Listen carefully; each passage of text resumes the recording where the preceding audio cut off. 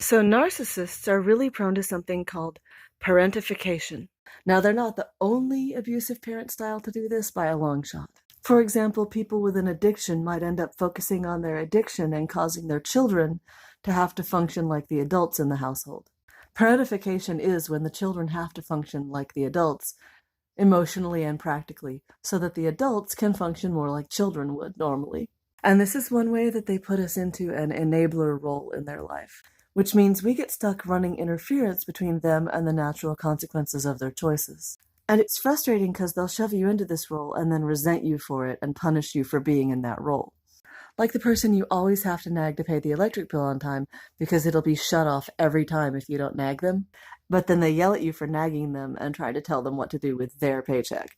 And you might think, well, why wouldn't you just stop? But the problem is the negative consequences affect more than just them. But in part 2, I'll talk about how we can break that pattern.